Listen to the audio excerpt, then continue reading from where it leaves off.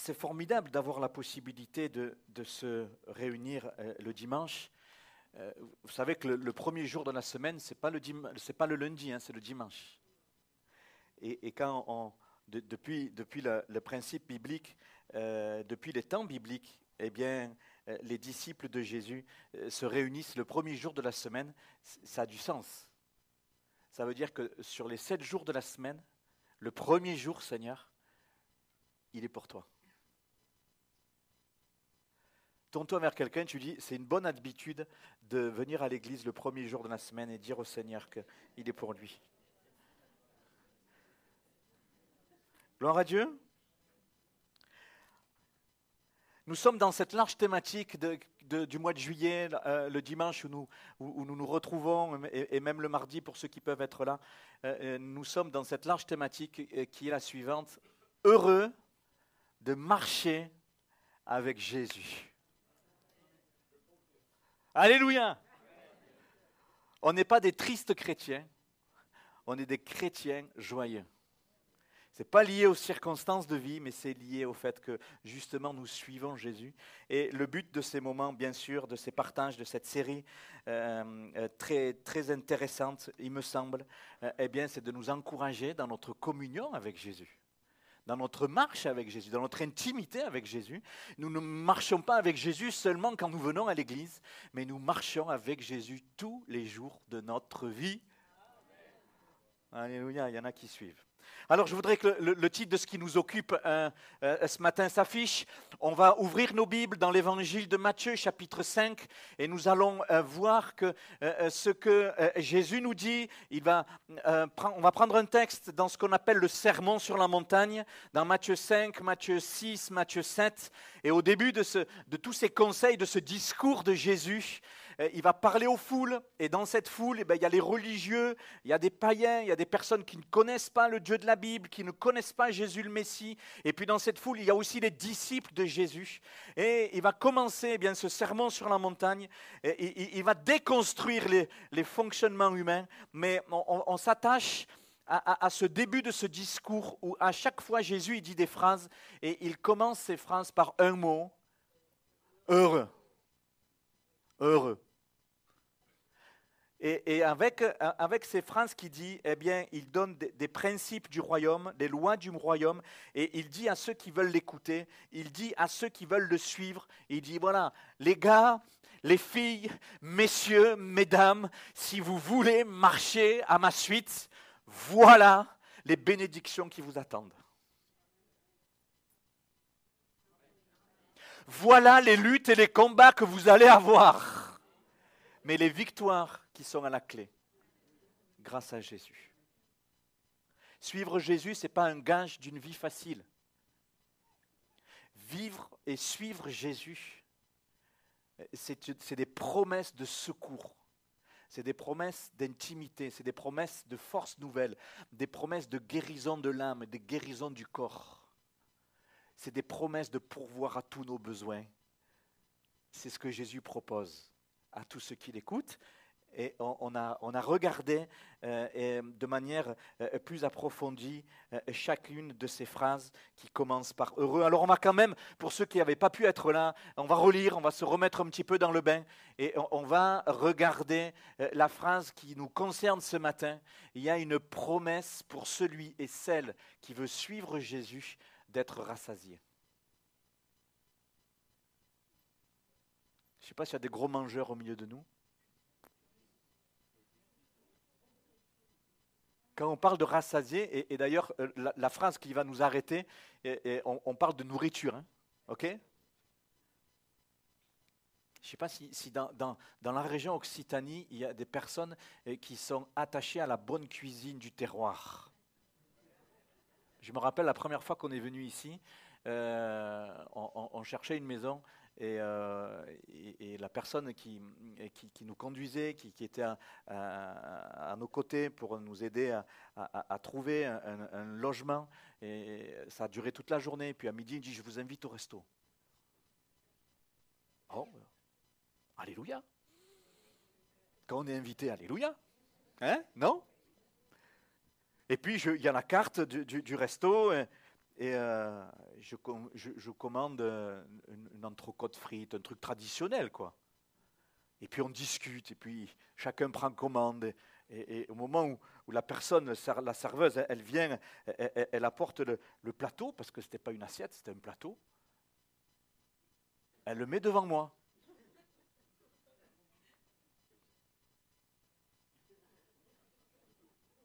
Je croyais que c'était pour nous trois. J'ai commandé ça. Je vais le mettre où? Après, on s'adapte, on s'élargit. Hein.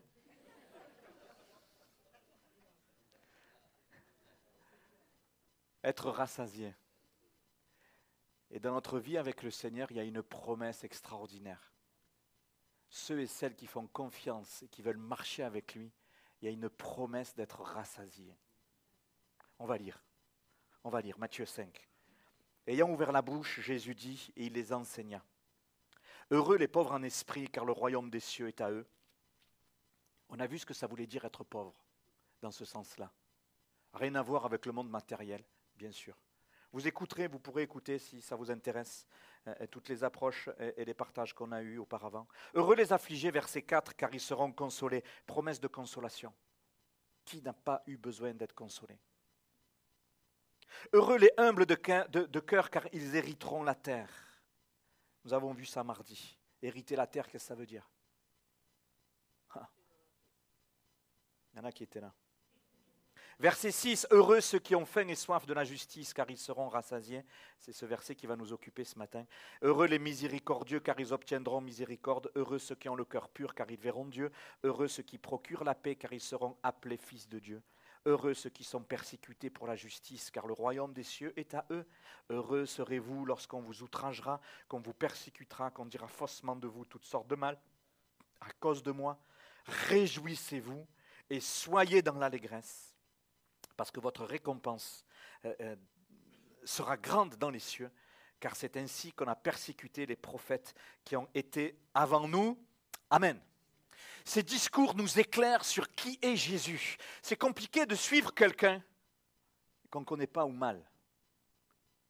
Et ce moment de partage servent à nous faire comprendre qui est Jésus, qui il est pour moi, et combien je peux être en relation avec lui. C'est extraordinaire.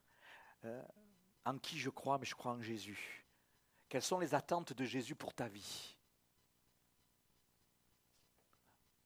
Vraie question. Et à travers tout cela, tout ce passage, eh bien, le Seigneur y répond. Pour pouvoir suivre quelqu'un, il faut qu'il y ait eu à un moment donné une rencontre. Hein. Il y a eu un carrefour dans nos vies, quelque chose dans nos cœurs qui s'est passé. Et puis, j'arrête de faire ce que je suis en train de faire. Et puis, je te suis, Seigneur. Je ne sais pas trop comment, c'est un peu jour après jour, mais j'avance avec toi. Et que ça puisse être le désir de nos cœurs. Et bien sûr, on parle de nécessité, de choix, de volonté propre qui choisit Jésus. Ça nous parle de communion, de relation, d'échange avec Jésus. Alors, heureux ceux qui ont faim et soif de la justice, car ils seront rassasiés. Car ils seront rassasiés. On voit que Jésus, il prend des mots qui nous parlent, on va parler de nourriture ce matin. Et la nourriture que le Seigneur nous propose, elle rassasie notre âme.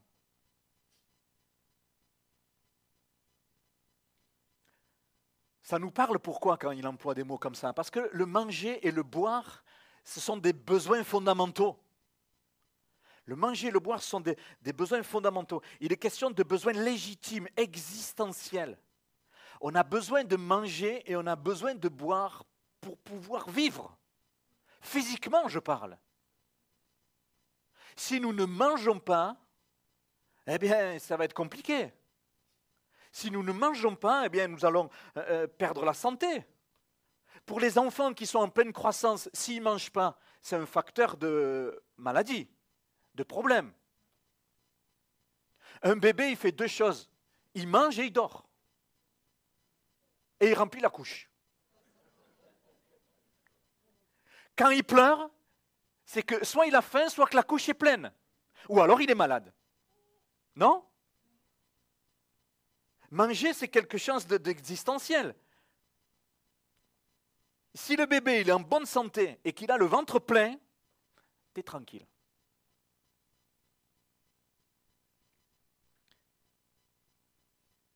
Et quand on suit Jésus, Jésus il pense au fait qu'il veut que nous marchions avec lui le ventre plein,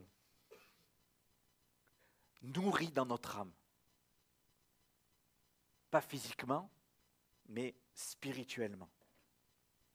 Le Seigneur nous a construits, nous avons été créés avec un cœur qui fonctionne comme ça. J'ai besoin de manger, c'est comme ça.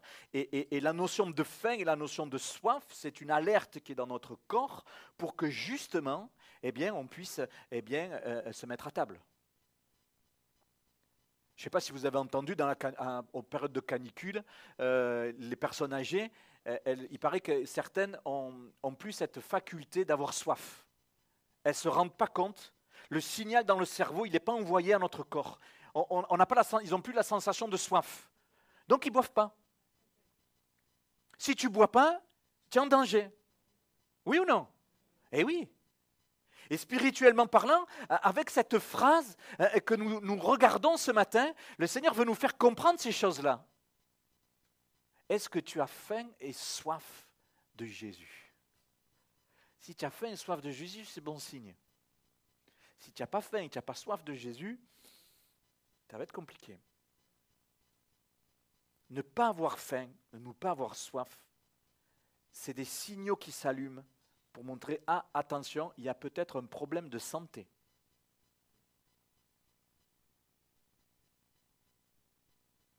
À l'opposé, dans notre monde occidental, on mange physiquement tout et n'importe quoi.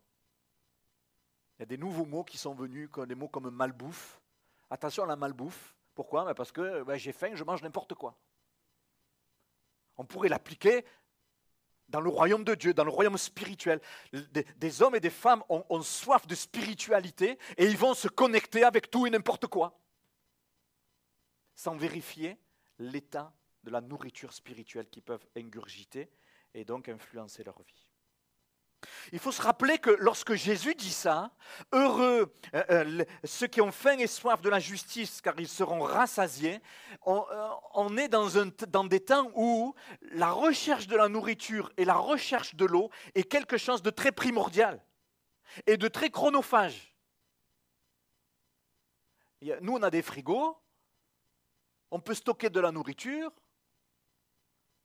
on a faim, on ouvre le frigo, on mange. On ne réfléchit pas, il faut que j'aille tuer le mouton, il faut que j'aille le dépecer, il faut que je trouve un moyen pour le stocker. Ça a occupé tout leur temps. Et nous sommes là, dans ce cadre-là, avec Jésus. Et pour la recherche de l'eau, nous, on ouvre le robinet. On a des petites bouteilles d'eau, quand on a soif, on boit un coup, où que l'on soit. On a l'accès à l'eau qui est très facile. On ne réfléchit pas. Il faut que j'aille acheter un tractopelle pour creuser un trou, pour trouver de l'eau. Surtout qu'à l'époque, il n'y avait pas de tractopelle. Quand Jésus il dit, voilà, heureux ceux qui ont faim, qui ont soif, ils ont la préoccupation. À l'époque, la préoccupation majeure, c'était de trouver de l'eau et de pouvoir manger correctement. Ça va, on se réajuste un peu? À l'époque, la vie se développait autour d'une source d'eau. Quand ils trouvaient une source d'eau, qu'est-ce qu'ils faisaient? Ils construisaient un puits. Et quand il y avait un puits, il y a un village qui naissait. Maintenant, où que l'on aille, on a de l'eau.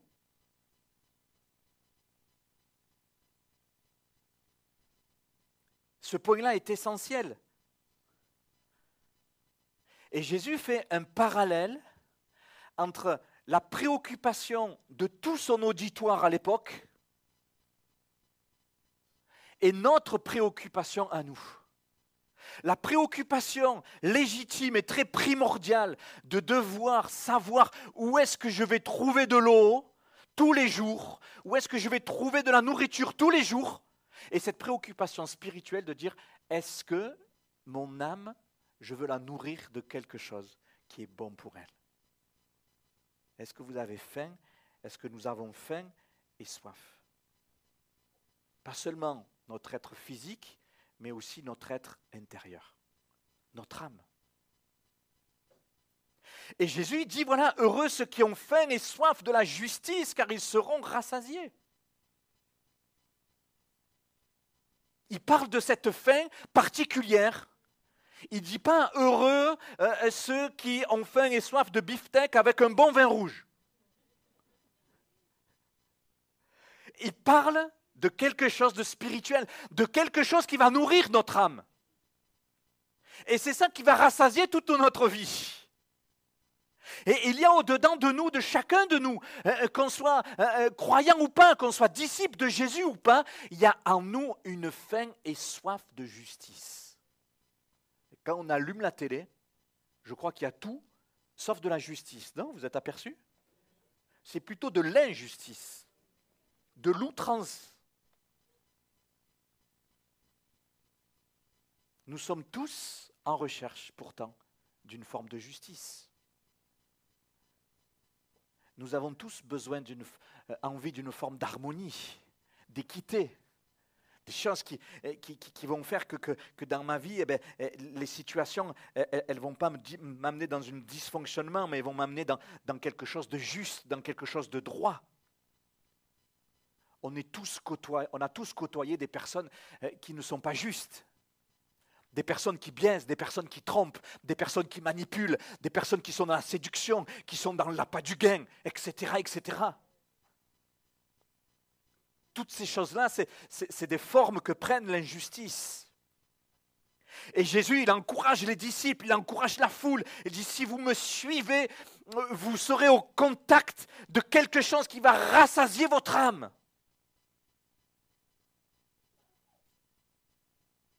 C'est un appel extraordinaire. La justice de ce monde va toujours amener dans notre âme une insatisfaction. Ça ne sera jamais rassasié, toujours plus. Mais ce que Jésus propose, ça va rassasier notre âme. Alléluia. Qu'on le veuille ou pas, chacun de nous, notre âme, est remplie de quelque chose. Elle est remplie de quelque chose. Notre cœur, il n'est jamais vide. Quand nous rencontrons une bonne nouvelle, notre âme, elle est remplie de quoi? Elle est remplie de joie. Et quand nous subissons une épreuve, notre âme, elle est remplie de quoi? De tristesse, de trouble, d'angoisse, de peur. Oui? Quand dans des relations ça se passe mal, notre âme elle est remplie de quoi? D'inquiétude, de colère des fois, de découragement. Nous avons tous dans notre âme quelque chose qui la remplit. Oui ou non? Eh oui. Et dans nos relations, il y a des gens qui entretiennent dans leur âme, comme on dit, des relations toxiques, qui nourrissent dans leur âme des choses qui les détruisent. Ça arrive aussi. Et le Seigneur, il dit, voilà, celui et celle qui me suit, son âme va être nourrie de quelque chose qui va le rassasier. Cachez votre joie. Regardez dans la parole de Dieu un exemple avec Job. Vous relirez l'histoire de Job, mais il dit ceci, « Mes soupirs sont ma nourriture. » Ça nous rejoint, ça.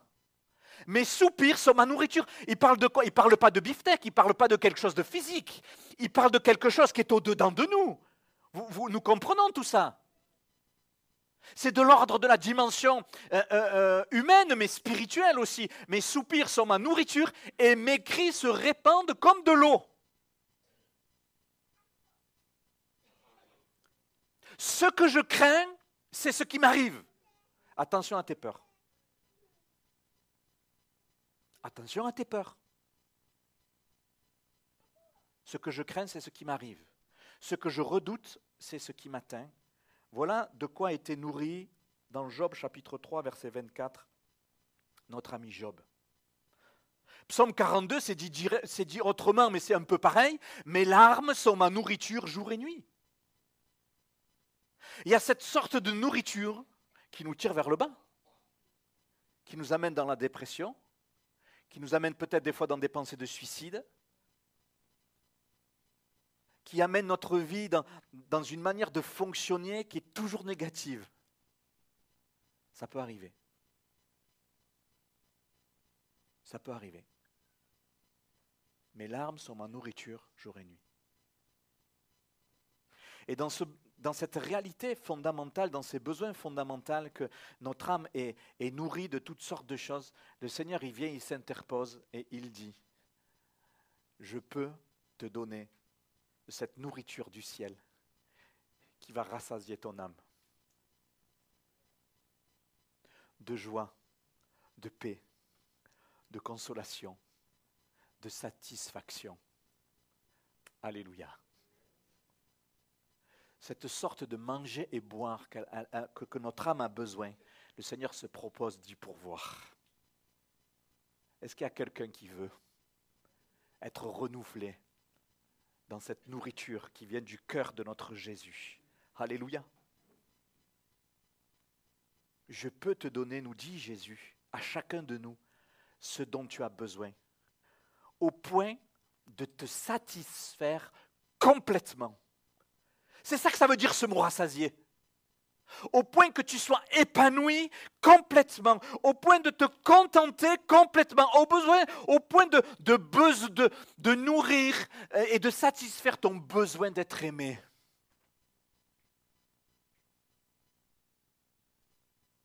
Il y en a qui ont tellement besoin d'être aimés qu'ils aiment mal.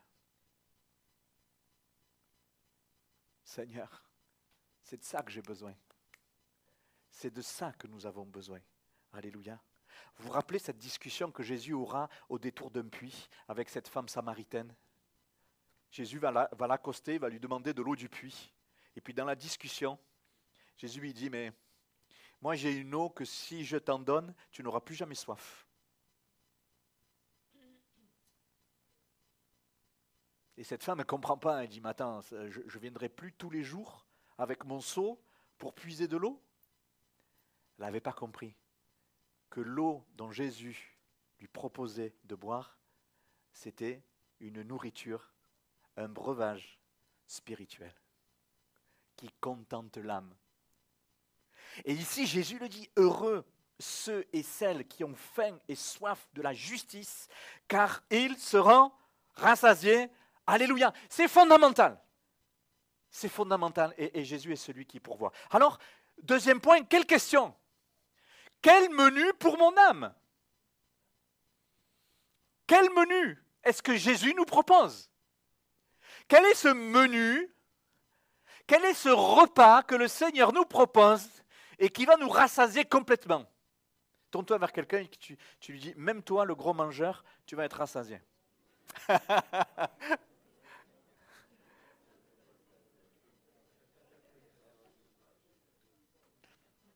Relisons notre verset. Heureux ceux qui ont faim et soif de la justice, car ils seront rassasiés. Il est là le menu. Le menu, c'est quoi? Heureux ceux qui ont faim et soif de la justice. C'est pas écrit, regardez, c'est pas écrit ceux qui ont faim et soif de justice. Toute personne dans ce monde équilibré dit, mais moi j'ai envie de justice. Non, ce n'est pas ça que Jésus dit. Jésus dit, heureux ceux qui ont faim et soif de la justice. Ce n'est pas n'importe quel repas spirituel. C'est le repas spirituel. Ce n'est pas n'importe quel resto ou troquet du coin où tu ne sais pas trop ce que tu manges. C'est le resto 5 étoiles. C'est la justice. Jésus propose une nourriture spirituelle, une justice selon Dieu. La justice, c'est la justice de Dieu, pas ta justice, pas ma justice, pas la justice des hommes, pas la justice française, pas la justice humaniste, la justice de Dieu.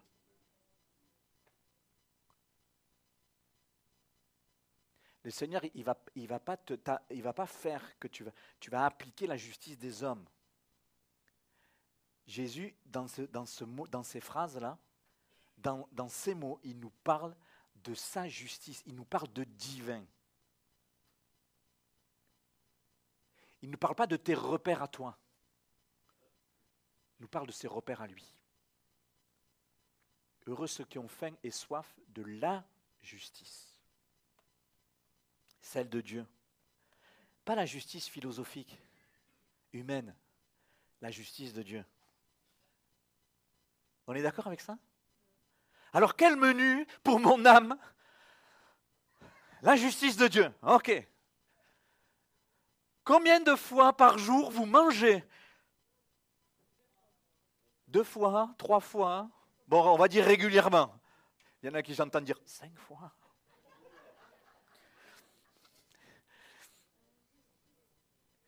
Est-ce que ça compte un sandwich à 4 heures de l'après-midi? Quelle est la fréquence de cette nourriture que Jésus veut nous donner? Tous les jours. Matin, midi et soir. Au goûter, la justice de Dieu. Le matin, quand je me lève, la justice de Dieu. Le midi, moi, la justice de Dieu. Qu'est-ce qu'on sert ce soir au menu? La justice de Dieu. Ma vie est nourrie, construite par la justice de Dieu. Parce que ce que Dieu considère de juste, ça me nourrit.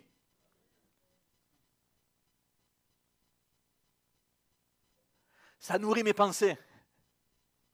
Ça nourrit mon cœur. Ça nourrit mon comportement. Ça nourrit mon comportement. Ma manière de vivre. De manière juste, qui honore Dieu. Amen. C'est pas une fois tous les 6 mois, je viens à l'église. Une fois quand j'y pense, quand vraiment je suis mal, je lis la Bible. Vous savez, lire la Bible, des fois, à la drôle de mode. Ma Bible est fermée. Seigneur, parle-moi. Le roi et Aman allèrent au festin chez la reine Esther. Non. Seigneur, parle-moi. Il y en a qui lisent la Bible comme ça. À la magique, tu sais? Non. Ou maintenant, je télécharge l'application qui va bien, tous les matins, avant d'allumer, Seigneur, parle-moi. Un verset tombe. Ah, bof. Tu me parleras demain.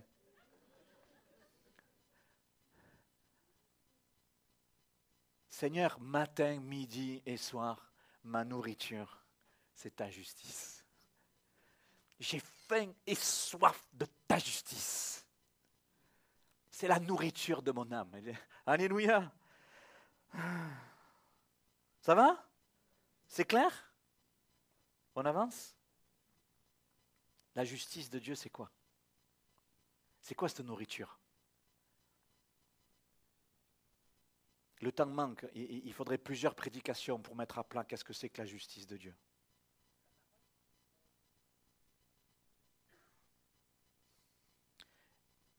On va lire ensemble quelques versets dans l'apôtre Paul, dans ses écritures. Et ça va nous aider, regardez. Romains chapitre 10, je vous ai mis les versets dans Parole vivante. Si vous prenez des notes, vous pourrez relire chez vous. Nous lisons ceci, attentivement. Malheureusement, leur passion n'est pas fondée sur une vraie connaissance de Dieu. Il parlait à l'époque du peuple de Dieu, qui se nommait peuple de Dieu, mais qui ne connaissait pas Dieu.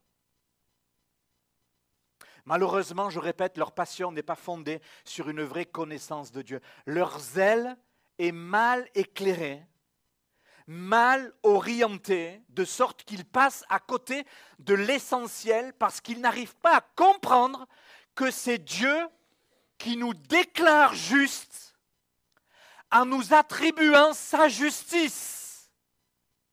La justice de Dieu, on y est? Ils ne comprennent pas que c'est Dieu qui nous déclare justes en nous attribuant sa justice. Ils cherchent toujours à être justes par leurs propres moyens. Par leurs propres moyens.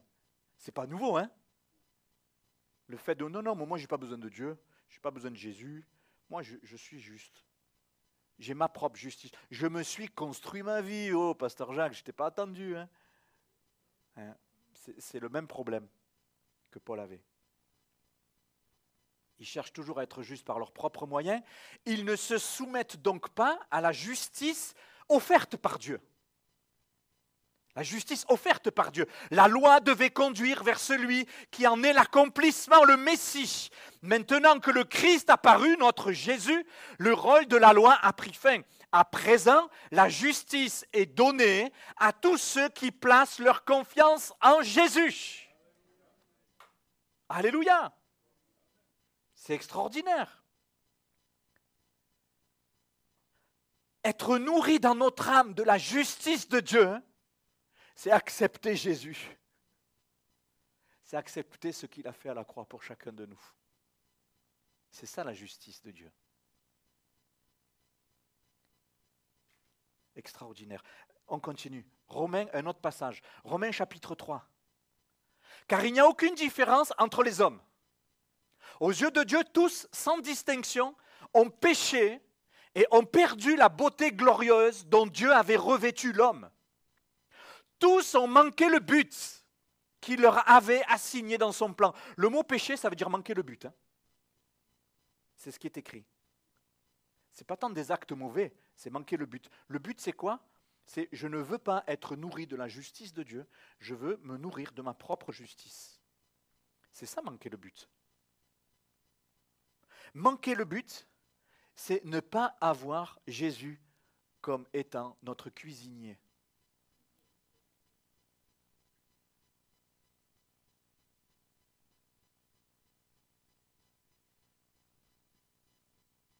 Personne ne saurait prétendre être approuvé de Dieu, ni accéder à sa glorieuse présence.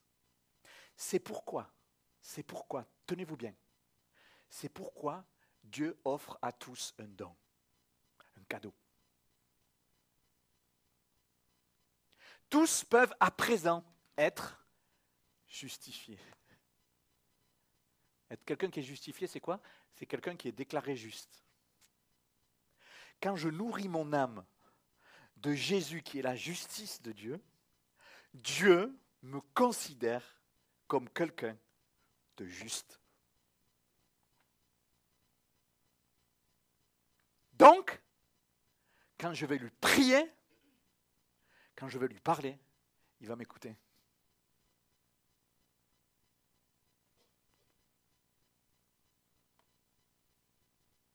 C'est-à-dire, tous peuvent être à présent être justifiés, c'est-à-dire déclarés justes aux yeux de Dieu, par pure grâce.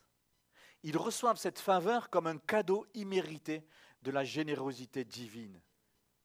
Et cela fut possible parce que Jésus-Christ a accompli tout ce qu'il fallait pour nous libérer, parce qu'il s'est donné lui-même en rançon pour nous. Alléluia. Un dernier passage pour expliquer la justice. On se rend compte que la justice de Dieu, c'est une personne, c'est Jésus. Et quand Jésus, il dit « Heureux ceux qui ont faim et soif de la justice, ils seront rassasiés », il est en train de parler de lui-même. C'est pas extraordinaire ça? De Corinthiens chapitre 5, celui qui était innocent de tout péché, Jésus, Dieu l'a chargé pour nous de tous les péchés du monde. Il est devenu comme une incarnation du péché pour que dans sa communion, nous puissions être agréés, étant revêtus de la justice de Dieu. Alléluia. Alors se nourrir de la justice de Dieu, ça veut dire quoi? Ça veut dire accepter Jésus dans sa vie, tout simplement. C'est accepter, c'est reconnaître ce que Jésus a fait à la croix pour chacun de nous. Et de cette manière, on devient juste. d'où que l'on vienne, quel que soit notre héritage, quel que soit notre passé. Cela est possible. Alléluia. Le mot rassasié ici qui nous occupe, c'est shortazo. Il y a une idée de satisfaire les envies. Notre âme a toutes sortes d'envies, de rêves, de projets. Jésus est celui qui va les satisfaire. De sorte que tous nos rêves liés à l'argent, au pouvoir, à avoir l'âme sœur, une belle famille, une belle maison, des enfants gentils, la santé, des voisins sympas, silencieux, aimables, qui rendent service. Tout cela, c'est bien. Ces aspirations sont bien, mais Jésus est celui qui est au-dessus et qui veut te rassasier de manière extraordinaire. Il va satisfaire tes envies. Et puis, il y a une notion, dans la définition de ce mot, il y a une notion de nourrir, de pâture, d'herbe, de foin, remplir, de satisfaire en nourriture, engraisser. Il y a une notion qui est liée à l'animal. Qui est liée à l'animal. Et ça nous fait penser, tenez-vous bien, à ce psaume que vous ne connaissez pas, je suis obligé de vous le relire. L'Éternel est mon berger. Je ne manquerai de rien. Il me fait reposer dans de verts pâturages. Il me dirige près des eaux paisibles. Il restaure mon âme. Et il me conduit dans les sentiers de la justice. Il me conduit dans les sentiers de la justice. Et ici, dans ce psaume 23, David parle et il dit que l'Éternel, c'est son berger. Et que si c'est l'Éternel, c'est ton berger, nous sommes les brebis. Que fait le berger? Il nous amène dans des pâturages. Il nous donne la nourriture. Il nous donne le foin. Il satisfait notre estomac en tant que brebis. Il nous engraisse. Spirituellement, hein, pas physiquement. Vous avez dit, me faites pas dire ce que je n'ai pas dit. Pasteur Jacques, ce matin, il a dit dans sa prédication qu'il fallait qu'on soit tous gros.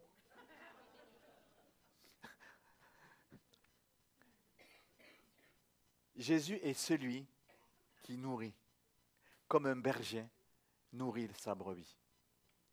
Gloire à Dieu.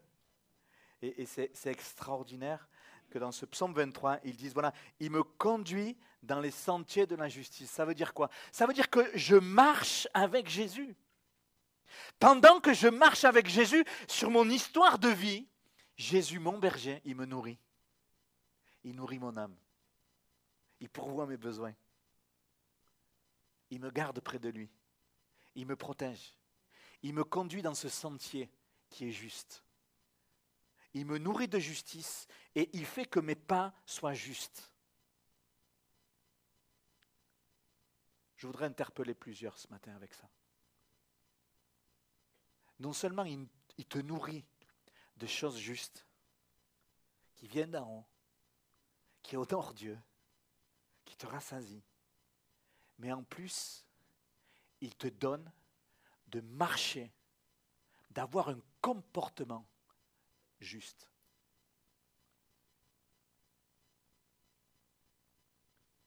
L'homme et la femme qui suit Jésus et qui se nourrit de cette justice, tu ne vis plus dans le mensonge. Tu ne pratiques plus le mensonge. Tu ne pratiques plus la violence. Tu ne te nourris pas de colère avec des choses passées. Ton âme, elle se nourrit d'autres choses.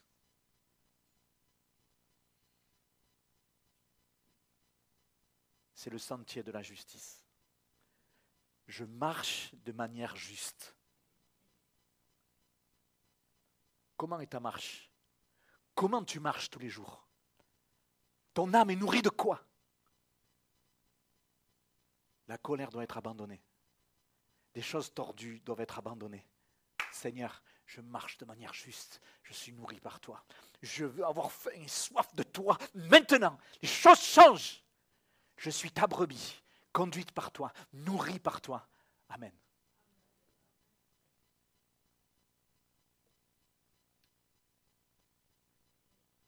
Il y a une promesse certaine qui est là. C'est être rassasié. c'est être rassasié. Même les gros mangeurs, à un moment donné, ils disent, ça va là, c'est bon. Un petit dessert, un petit tiramisu? Non, non, c'est bon. Il est super bon. Non, non, mais ça va. Est-ce que je peux faire un doggy bag pour demain? Même les plus gros mangeurs, ils disent stop, on est repu. On est repu. Vous voyez cette pensée? Que Jésus, il va tellement te satisfaire qu'à un moment donné, dire Seigneur, stop, je suis trop bien là, on va me prendre pour un fou. Tellement je suis dans la joie, tellement je suis dans la paix, je suis tellement une autre personne, les gens ils vont me dire mais t'es qui? Je vis avec une autre personne, qu'est-ce qui s'est passé? Alléluia.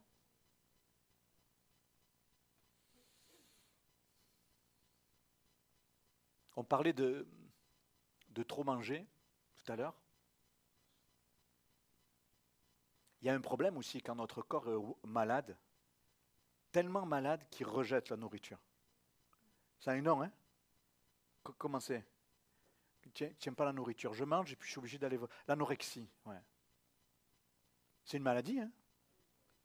Quelqu'un qui mange, qui ne peut pas garder. Donc ça veut dire que le corps, il s'affaiblit, le corps il maigrit, et il y en a même qui meurent de ça. Hein. Vous voyez où je veux en venir? Jésus nous propose sa nourriture. Est-ce que mon âme va l'accepter ou la rejeter? Si je la rejette, je vais devenir un anorexique spirituel. Il ne faudrait plus marcher, plus de force pour marcher. Bon, il n'y en a pas ici. Hein. Ailleurs, il y en a, mais pas ici. Nous, on accepte. Amen. Seigneur, je ne veux pas rejeter ce que tu me proposes, mais je veux l'accepter. Gloire à Dieu. Je termine avec un exemple.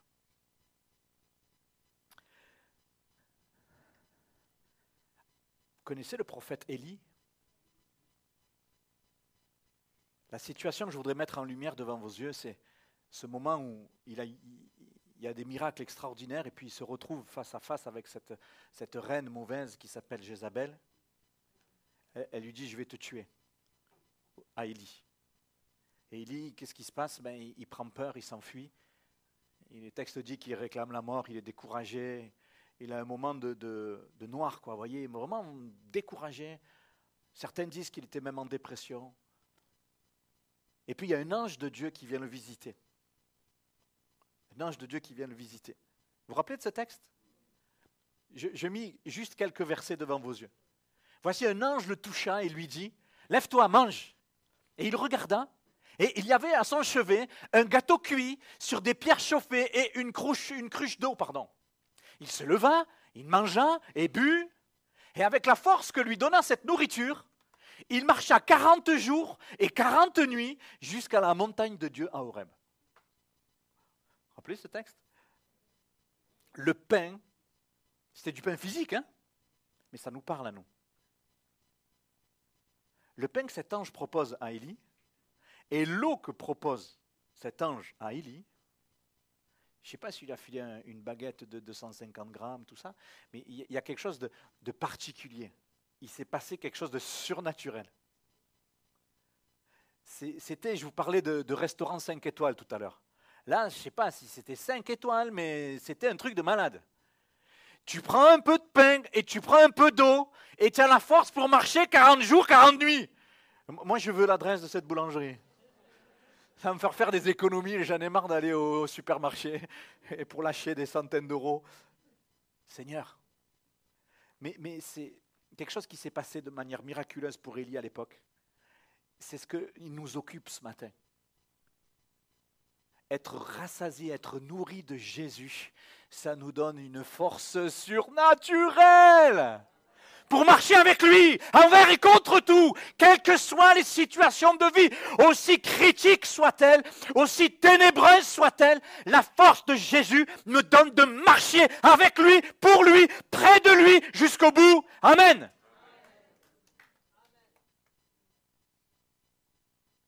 Est-ce que mon âme dit oui?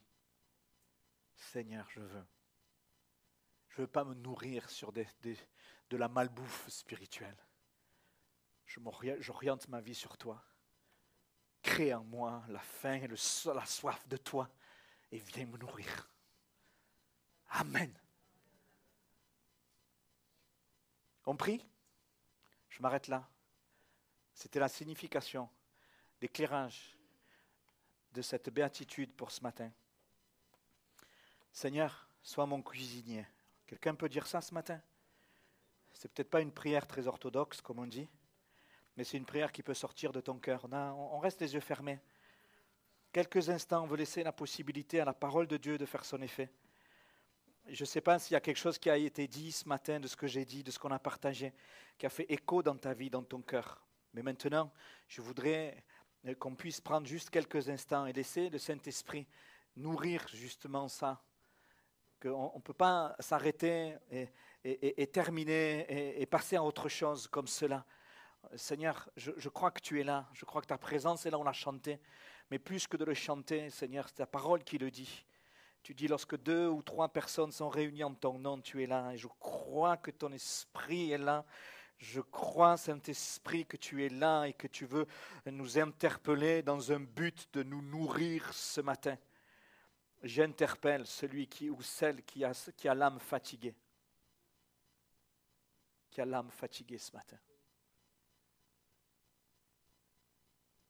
Je vous l'ai dit, on est dans un temps de ressourcement sur ces temps d'été. Et le Seigneur voudrait te proposer des forces nouvelles à ton âme. Il voudrait te donner et te rappeler qu'il est ta justice. Ce n'est pas tes efforts qui font que tu es juste. C'est la confiance que tu as placée en Jésus. Nourris-toi de ça ce matin. Ton Jésus, il est là pour toi. Il ne t'a jamais laissé, il ne t'a jamais quitté. Même si tu lui as dit dans le secret de tes prières, Seigneur, où tu es? Seigneur, je ne peux plus. Seigneur, j'arrive pas. Seigneur, je ne sais pas. C'est le cri d'une âme fatiguée comme Job. Son âme était nourrie de larmes et de pleurs. Et peut-être ce matin, il y a quelqu'un qui est comme cela. Quelle que soit la raison, le Seigneur sait, le Seigneur connaît. Mais laisse-moi te dire que Jésus est celui qui veut redonner des forces à ton âme. Alléluia. L'appel, il est là ce matin. S'il y a quelqu'un qui se sent interpellé, si quelqu'un a besoin de la prière dans ce sens-là, tu t'approches. On va prendre quelques instants pour prier. Avec toi, pour toi, il y a Christian qui va se rendre disponible. Il y a Aimé qui est là aussi, qui va s'approcher sur le devant. Il y a David aussi, je vais vous demander de recevoir dans la prière. Prenez le temps. Voilà, si quelqu'un a l'âme languissante, l'âme découragée, Seigneur est ta nourriture. Oh, tu peux être visité sur ta chaise. Tu peux être encouragé sur ta chaise, mais si tu as un cœur de te lever, tu as un cœur que quelqu'un prie pour toi et prie avec toi, tu le fais aussi. On est dans la liberté, il n'y a pas de règles, ce n'est pas automatique, mais on veut laisser la possibilité aussi à exercer la foi. Si tu as la foi sur ta chaise d'être visité, sois visité maintenant, sois encouragé maintenant sur ta chaise. Si tu veux te lever, alors sois debout au nom de Jésus. Et que c'est aussi un acte de foi. Alléluia. Premier appel pour l'âme languissante. Je voudrais faire aussi un deuxième appel. Pour l'âme qui est intoxiquée. Intoxiquée par de la malbouffe. Tout ce que tu as entendu sur Dieu, tout ce que tu as entendu sur Jésus, c'est le flou dans ta tête. Et pourtant, dans ton cœur, tu sens qu'il y a quelque chose qui vibre. Et il y a un combat. Le Seigneur a les yeux sur toi. Il veut te bénir, il veut chasser le trouble. Et tu peux choisir résolument, malgré ce trouble, tu peux choisir Jésus. Tu peux là sur ta chaise dire, Jésus, je veux que tu nourrisses mon âme désormais. Je veux être un homme qui a faim et soif de toi, un homme de Dieu, un homme qui a soif et qui est nourri de la justice de Dieu. Alléluia. Une femme qui a faim et soif de la justice de Dieu. Si tu te sens intoxiqué de cette manière-là, tu te lèves, on va prier pour toi. Et en te levant, en même temps que tu te lèves, en fait, tu vas prendre position pour Jésus. Alléluia. Allez, on a les yeux fermés. Si vous vous sentez interpellé, vous venez. On ne laisse pas le temps passer. Je m'adresse encore à quelqu'un qui a l'âme, qui est nourri par les attraits de ce monde. Ce qui va satisfaire ton âme, ce n'est pas les plaisirs de ce monde. C'est Jésus.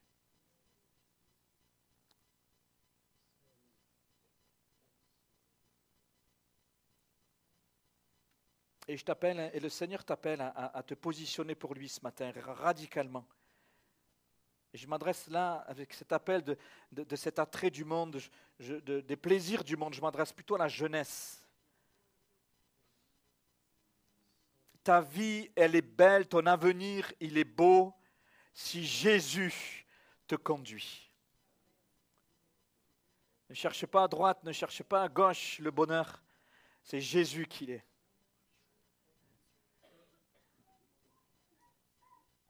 Et si tu as besoin de la prière, tu t'approches, on va prier aussi. Gloire à Dieu.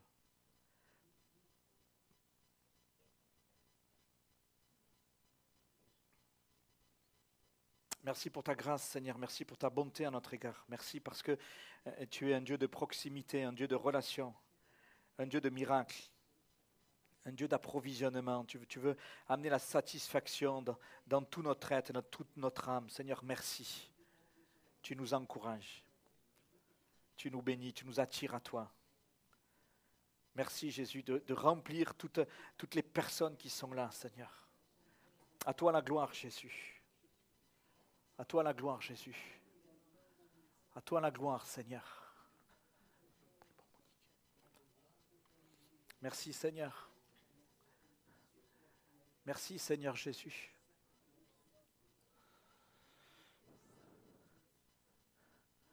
Gloire à Dieu, gloire à Dieu.